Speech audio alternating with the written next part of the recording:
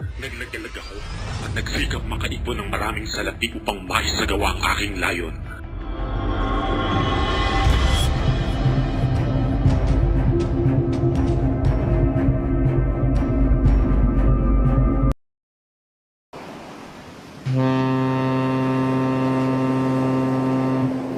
Isang araw ng Disyembre, naglalakbay ang Vapor Tabo sa Ilog Pasig patungong Laguna. Nag-uusap sa kubyerta ang mga pasahero.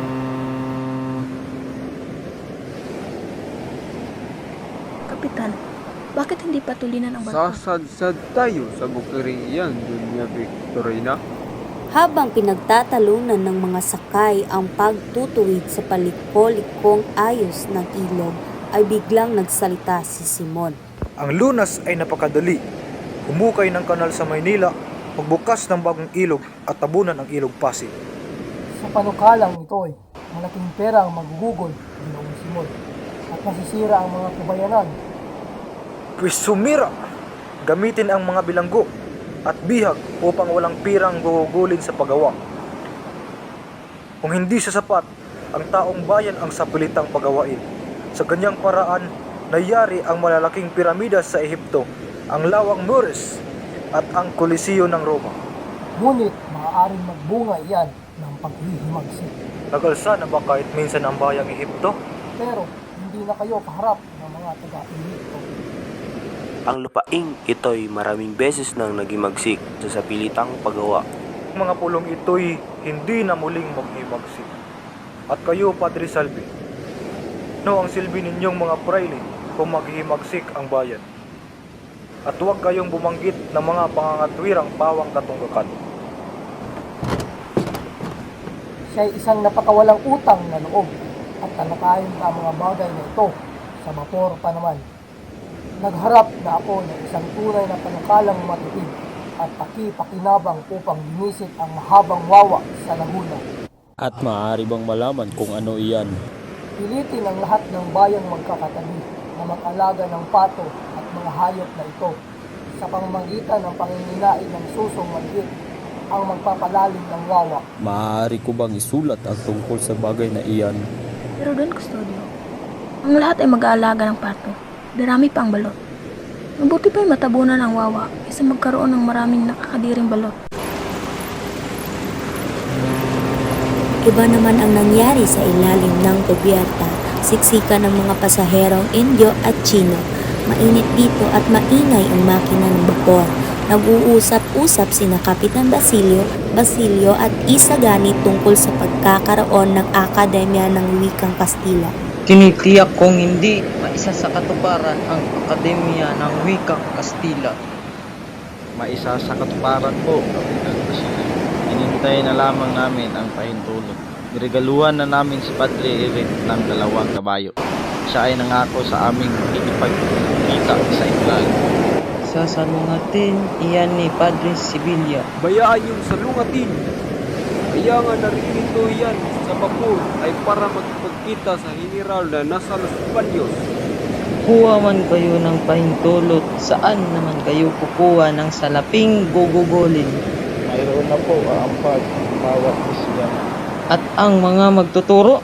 Ang mayamang si Mataraig ay nag-alok ng isa sa kanyang mga bahay. Kung sa bagay hindi masama ang panukalang iyan, ngayong hindi na mapag-aaralan ang Latin ay pag-aaralan naman ang wikang Kastila. Diyan makikilala na tayo'y lumalakad ng paurong. Yung mga tao sa una, Basilio, pag nagmumungkahi ka ng isang bagay, isip ka agad ay malapit sa halip na kabutihan. Ibig nilang makuha ang lahat ng parang bula ng bilyar, kinis at makilong. Lumapit si Simon. Ipinakilala ni Basilio kay Simon ang kaibigang si Isagani. Tinanong ni Simon si Isagani kung totoo bang ang mga tao sa kanilang lalawigan ay hindi makabili ng alas dahil sa karalitaan. Hindi nga po bumibili sapagkat hindi naman kailangan. Wala akong masamang ibig sabihin. Mabuti pa samahan ninyo na lamang ako uminom ng serbisyo. Salamat po, pero hindi kami umiinom ng serbisyo. Ayon kay Padre Camura, pag-inom ng maraming tubig ay sanhi ng kawalan ng sigla ng mga tao. Sabihin niyo kay Padre Camura, na makakabuti sa kanya ang pag-inom ng tubig sa halip ng serbesa upang makaiwas sa chismis ng mga relihiyoso. Lumisan si Simon, samantala itinloy na Manila, Basilio at Isagani ang kanilang pag-uusap. Bakit mapusok ka ngayon? Iwan ko maraming natatakot sa tao iyan. Hindi mo ba siya kilala? Siya ang tagapayo ng kapiglan ni Heron. Totoo, Nang yan ang narinig ko sa kanya kapag siya'y nakaharap at kapag nakatalikod ay siya'y lumumura. Bumalik si Simon sa umpukan sa kubyerta. Dumating din si Padre Florentino. Kasalukuyang nag-uusap sina Padre Sibayla, Padre Eren, Padre Camora, Benzaib at ang kapitan ng Mapor. Saan ba kayo galing? Hindi ninyo nakita ang bahaging pinakamainam sa paglalakbay. Marami na akong nakitang ilog na may magandang tanawin. Ang hinahanap ko ay isang alamat. Kung sa alamat ay mayroon ng pasig, nariyan ang malapad na bato na umano'y tinitirhan ng mga spirito. May isa pang alamat tungkol kay Doña Jeronima na alam ni Padre Florentino. At ikiniwento ni Padre Florentino ang alamat. Noong araw, may isang estudyanteng nangakong pakasalan ang dalagang kababayan at pagkatapos ay nalimutan ang pangako. Naghintay ang babae ng maraming tao hanggang kumupas ang kanyang kabataan. Isang araw, nabalitaan niya ang kanyang hinihintay ay Arsobispo na pala ng Maynila. Nagdamit lalaki ang dalaga, lumingit sa ilog hanggang makarating sa lugar ng nobyo at hiningi ang katuparan ng pangako nito. Posible ang gusto niyang mangyari, kaya pinahanda ng Arsobispo ang kuweba na ang pasukan ay nangangayakan ng bangin. Doon nanirahan, namatay at inilibing ang Donya. Sinasabing napakataba ni Doña Jeronima, kaya't patakilit kung pumasok sa kuweba. Napabantog siya sa bilang ng ikantada dahil sa kanyang pagpukol ng mga kasangkapang pilak sa ilog. Nang matibag ang bunganga ng kuweba, unting-unting nawala sa alaala ng mga Indyo si Doña Jeronima. Napakagandang alamat. Ano sa palagay ninyo, Padre Salvi?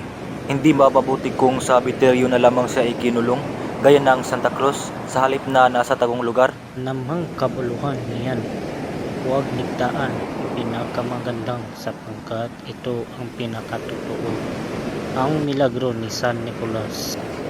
Nagkwento rin si Padre Salvi ng isang alamat. Noong araw, napakaraming buhaya sa ilog at lawa. Mga buhayang malalaki at naninira ng mga bangka. Isang araw, may tsinong naparaan.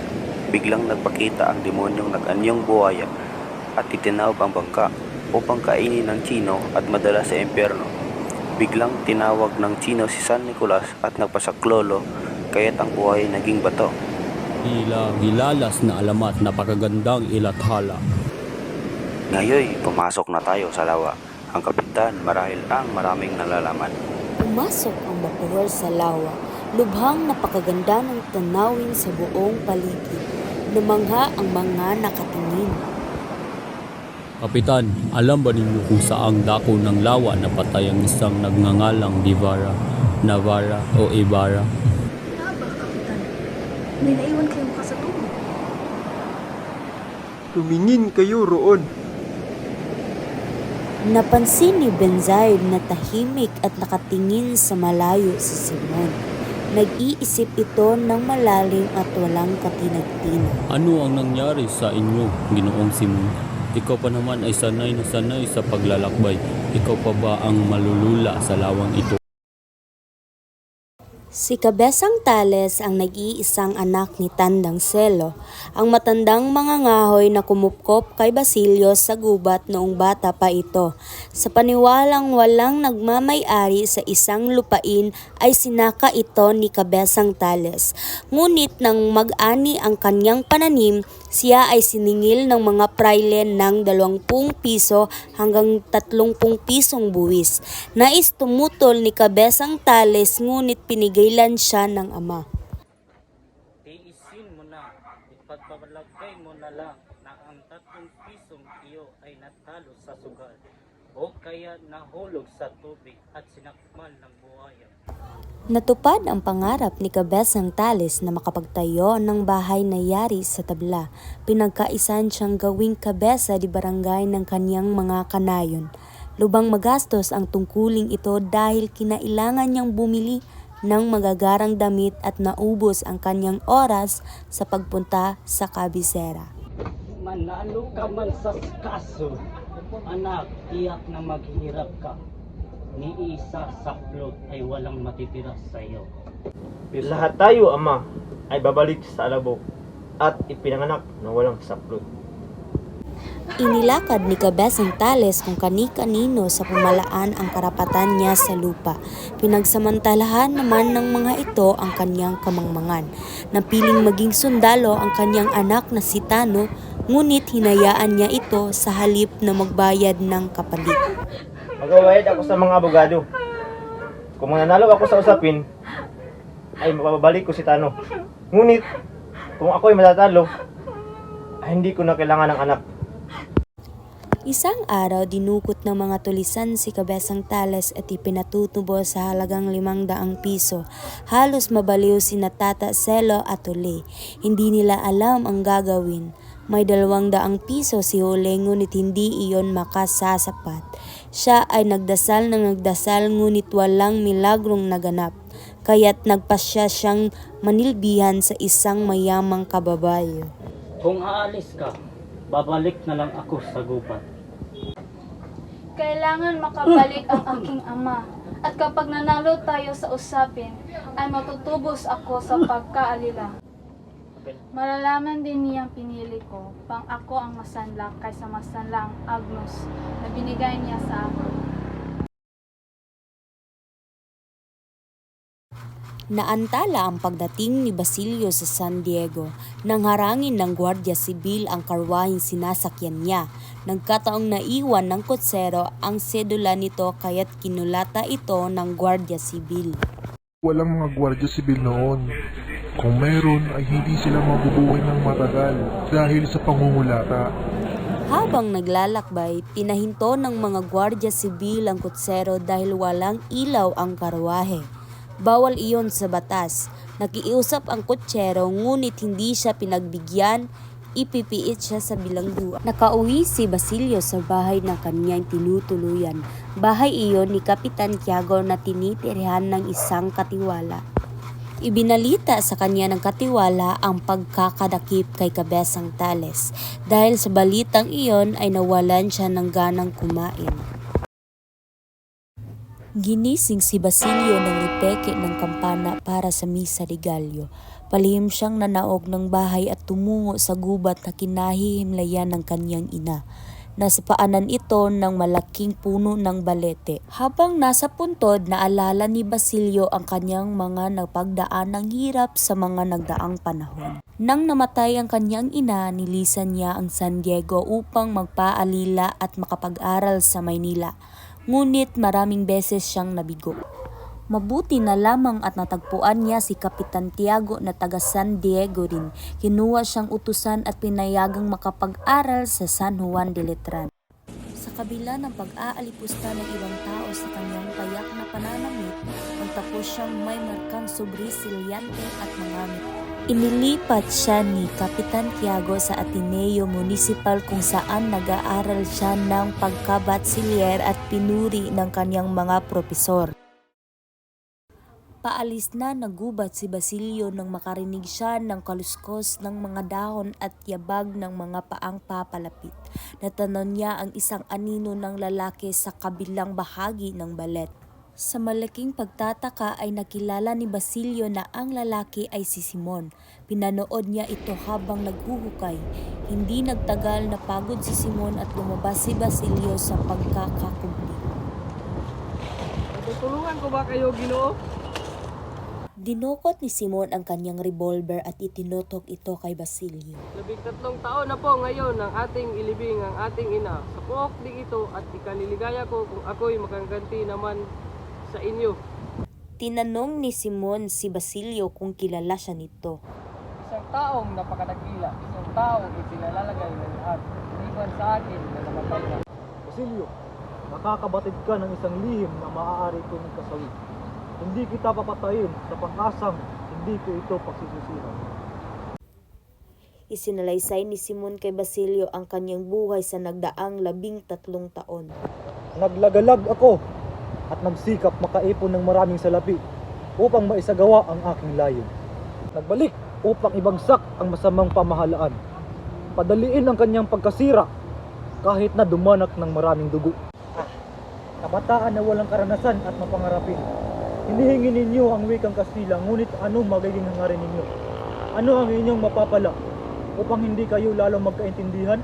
Di po, dahil sa Kastila ay mapapalapit tayo sa pamahalaan, maging sani ito ng paglalapit-lapitan ng mga pulo.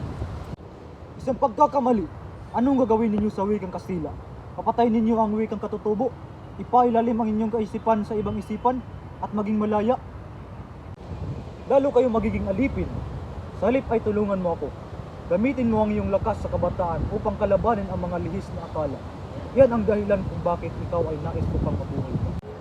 Ginoo, napakalaki kung karangalan ang mapagtabatan ng iyong mga balat, ngunit hindi ko magagawang gampanan ang iyong mga hinihiling. Ang hangarin ko lamang ay gumutin ang mga sakit ng aking mga kababayan. At hindi ka handa sa aking hinihintay na pag-asa. Sa araw na magbago ka ng paniniwala, ay hanapin mo ako sa aking tahanan sa Escolta at paglilingkuran kita ng buong puso.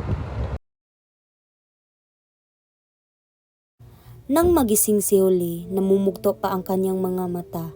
Ang unang pumasok sa isip niya ay baka sakaling naghimala na makapagdala ang berhen ng 250 pisong pantubos sa kanyang ama. Ngunit walang nangyaring himala. Nang nag-uumaga na, nakita ni Juli ang kanyang ingkong na nakaupo sa isang sulok at pinagmamasdan ang kanyang mga kilos. Kinuha niya ang kanyang tampipi at nakangiting lumapit sa matanda upang humalik sa kamay nito. Pagdating po ni Ama, pakisabi na ako'y napasok na rin sa kolehiyo. Ang Panginoon ko'y marunong magsalita ng wikang Kastila at ito ang pinakamurang kolehiyo na pangisukan ko.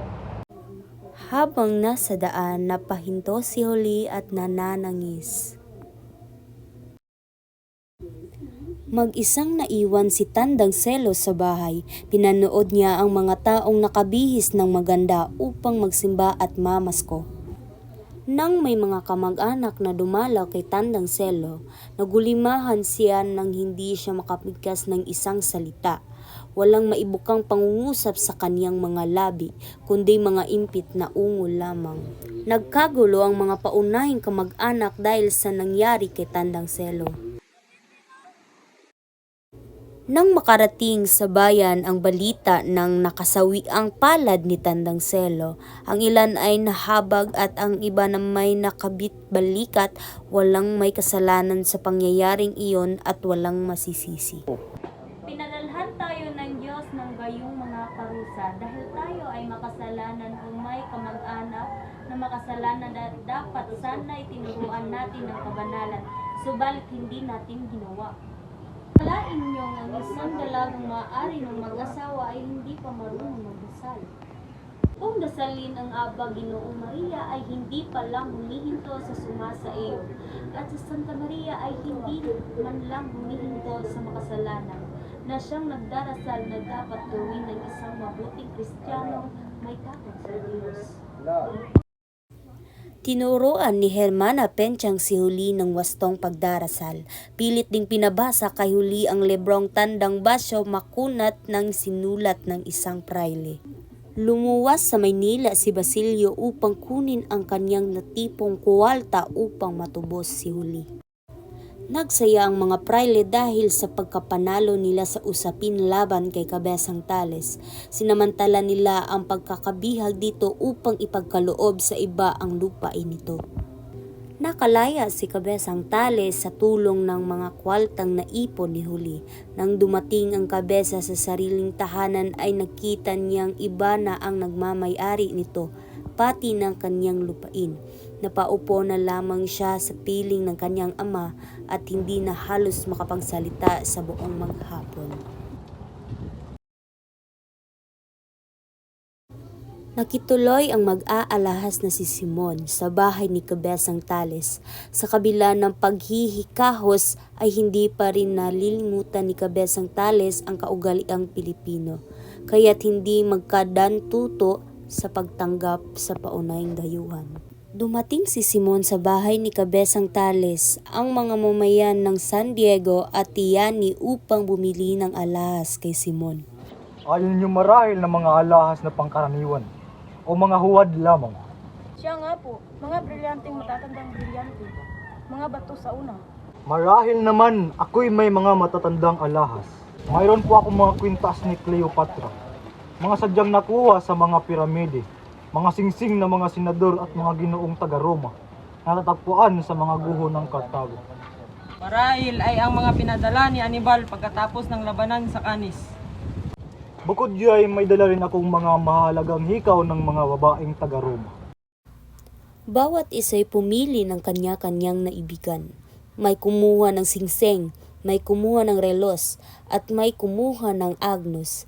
Si Kapitan Tika ay bumili ng agnos, si Sinang ay isang pares ng hikaw, si Kapitan Basilio ay isang karyel para sa alperes, isang pares ng hikaw para sa kura at iba pang bagay na naghahandog. Nakipagpalitan din si Simon sa mga lumang alahas ng mga taga-baryo. Lahat ay bumili, maliban kay Kabesang Tales. Kayo, wala na ba kayong mabibili?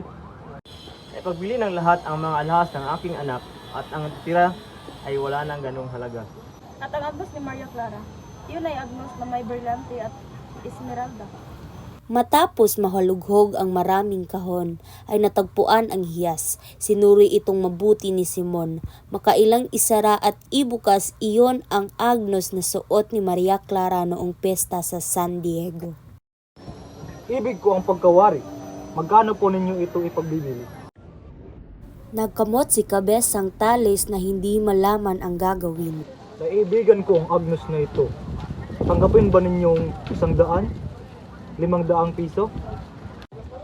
Kung ako'y pahihintulutan ninyo, pupunta ako sa bayan upang isang guni sa aking anak. Babalik ako bago bumili. Ngunit habang paalis na si Kabesang Tales, natanaw niya ang mga prailing tagapangasiwa ng lupa. Nagtawanan ang tatlo. Sa kanyang galit, sinundan niya ang tatlo patungo sa kanyang bukirin. Kinaumagahan, wala si Kabesang Tales. Ayon sa sulat, sasama na sa mga tulisan si Kabesang Tales. Noong gamig iyon, kumal ang bagong may-ari ng lupain ni Kabesang Tales at ang asawa nito. At sa wakas, natagpuan ko na rin ang aking hinahanap. Isa sa mga huling araw ng Disyembre, naglalaro ng tresilyo sa sala ang Kapitan General, kasama sina Padre Sibayla, Padre Eren, Padre Fernandez at si Simon. Tinanong ni Simon sina Padre Sibayla at Padre Eren kung ano ang kanilang itataya. Ano ba ang may tataya namin? Ang general ay makatataya ng anumang may bigan, ngunit kami mga pari. Kayo ni Padre Irene ay magabayad ng pagkakawang gawa, panalangin at kabaitan. Alam ninyo ang kabaitang taglay ng bawat isa'y hindi katulad ng mga brilyanteng na paglilipat-lipat ng kamay. Pinagbibili nasa isa-isa, pinagbibili pa sa iba. Kung gayo'y papagay kung bayaran na lamang ito ng mga pangako. Sa halip na magbayad ng kwalta, ay sabihin na lamang, nalimutin na lamang araw ng kalalitaan. Ang kababaang loob, ang pagkasunuri, at kalinisang ugali, ang pagkamahabagin at iba pa, maliit na bagay laban sa aking brilyante. At ito naman, ang ibabayad ito sa akin ay isang bali. Sa 5 araw na pagkakabilanggo, o 5 buwan, o isang utos ng pagpapatapon na walang nakatalang pangalan, o isang utos sa Guardia Civil na barilin sa daan ang taong kaparusahan, samantalang ito'y ipaghahatid-hatiran. Ano naman ang mapapala ninyo? Malaki! Ang nais ko'y lipunin ang lahat ng may masamang buti. Mapangahas na hiling, bukod sa paglaktaw sa ating kapangyarihan. Ang kahilingay kay nahinala. isang anyo ng paghihimagsik, pag-aalsa. Ang kahiling ay pamumunuan ng mga binatang naghahangad ng mga pagbabago at kayabangan. Ang isa sa kanila ay nangangalang Isagani, pamangkin ng paring Indio na si Padre Florentino. Siya ang paborito kong mag-aaral. Diya't paborito ninyo. Muntik na kaming magsuntukan yan sa vapor. Nagkawalang galang, nang itulak ko'y itulak din ako. Maisa pang makaraigin yata o makaraig. Makaraig, magalang at nakakatuwang binata. Siya ang nabanggit ko sa iyong lubhang mayaman. Mahigpit na inabilin sa aking iyan na kondesa. Meron pang nagngangalang Basilio, estudyante sa medisina. Tungkol kay Basilio, wala akong masasabi. Iyan para sa akin ay tubig na tulog. Hindi ko maunawaan na iniisip at sinasabi. Sayang na wala si Padre Salvi upang mabalita sa kanya ang tungkol pinagmulan. Tila narinig ko ang batang musmus pa siya ay nagkaroon ng usapin laban sa gwardyang sibil. Sa kanyang napatay na ama, tay sa hindi ko matandaan kung ano ang gulo. Ah, ganyan pala. Itala ninyo ang pangalang iyan. Tiniran, ang kahilingan nila ay makatwiran at wala tayong karapatang huwag dinggin dahil lamang tayo sa mga sabi-sabi. Masama ang loob ni Placido Penitente habang naglalakad sa eskolta patungo upang makatrabaho ngunit hindi siya pinayagan. Nakasabay ni Placido si Juanito Pilaez sa pagtawid sa tulay ng Espanya. Nag-aliw ka ba ng mabuti, Penitente? Ganun. Ikaw? Masayang-masaya na aanyahan ako ni Pading Kamura na magbakasyon sa kanilang bayan. Sumama ako at sa pangkat maraming magagandang dalaga. Pinarana naming lahat, napakasaya. Walang bahay na hindi namin pinangkik. Nakikilala kami ng isang mangmang katipan yata ni Basilio. Habang papunta sa kanyang klase si Placido, tinawag siya ng isang estudyante upang lumagda sa isang papel. Ginoo, pwede na po ba itong lagdaan? Mamaya na, nagsisimula ang klase ko. Nasa titik-o na ang profesor sa pagtawag sa pangalan ng mga estudyante nang sumungaw si Placido sa pinto ng kanyang klase. Kaya pumasok si Placido nang walang ingat. Palakad-lakad niyang nilakad ang kanyang sapatos. Tukin! Ano ka? Tamad? Alam mo ba yung leksyon? Juanito, sagutin mo ang tanong ko. Ang nasa likuran ba ay nakapagbabago o nasa harapan o hindi? Ako, dali. Ray, napakahayop mo. Mga magaling na taga-bulong. Hindi kita tinatanong. Ngunit ibig mo bang sagipin ng iba? Ngayon, iligtas mo ang iyong sarili. Placido po. Placido Penitente. Lalong mabuting itawag sa iyo Placidong Bulong. Ngunit kailangan bigyan kita ng parusa sa iyong pagdirikta o pagbubulong. Kulang na lang ng isa at mabubura ka na sa talaan. 5. Hindi po ako lumiban sa klase ng higit sa 4. Kung sakali ikalima po lamang ngayon. Tira ko lang basahin ang talaan. Sa tuwing makakahuli ako ng isa'y nilalagyan ko ng 5 guhit.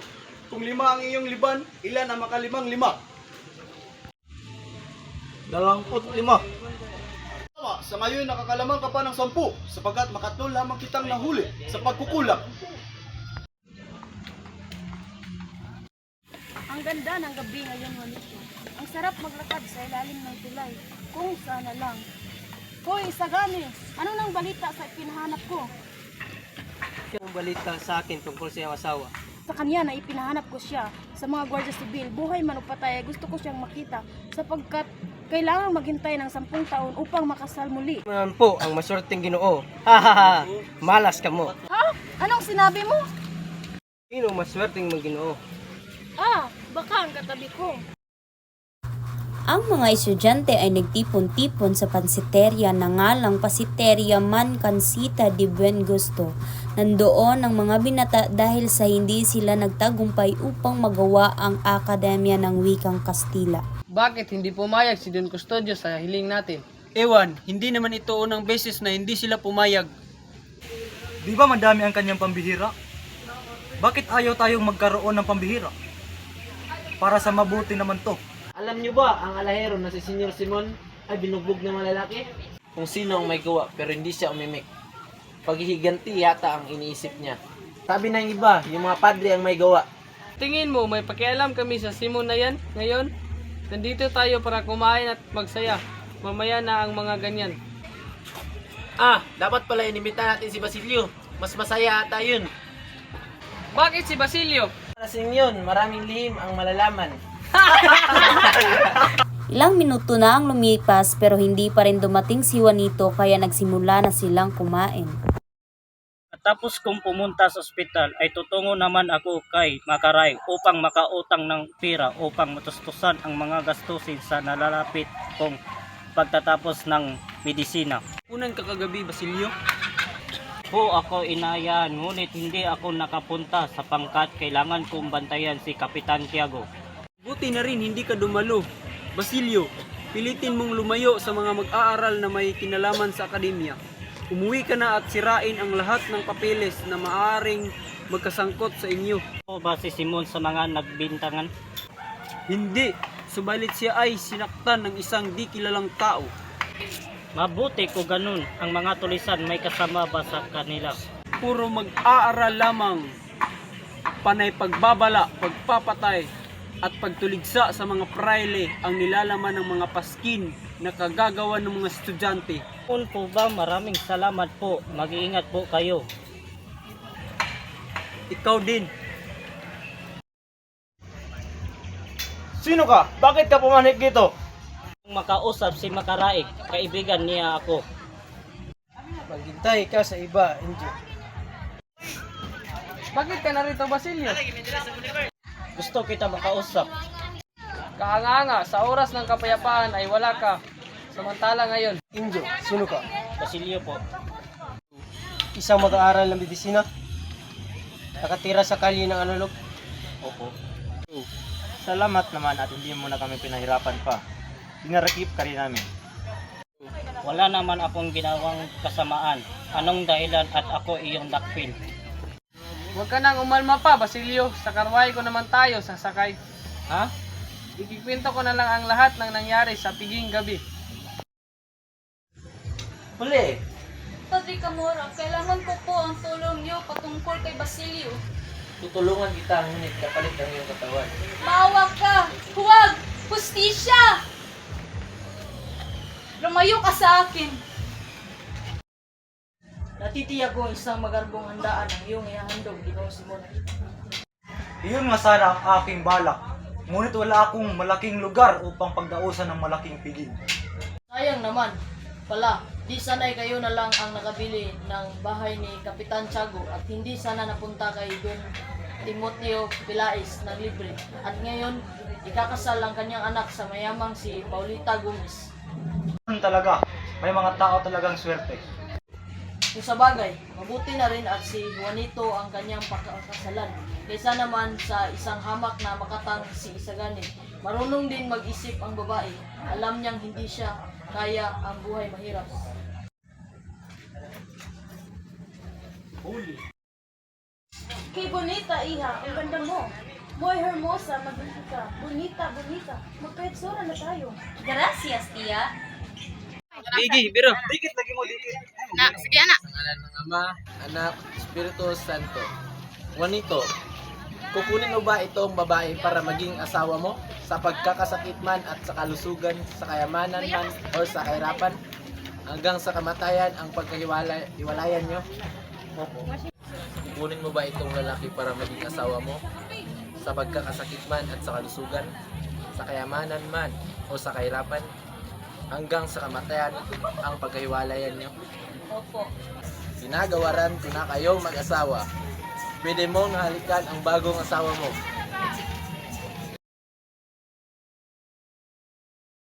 Matitiis ba ninyo ang paghihirap, Senior Simon? Matitiis ko pa, Padre. Mawawala rin ang lahat pagdating ng ilang sandali. Anumang oras ay tatalab na ang lason sa aking katawan.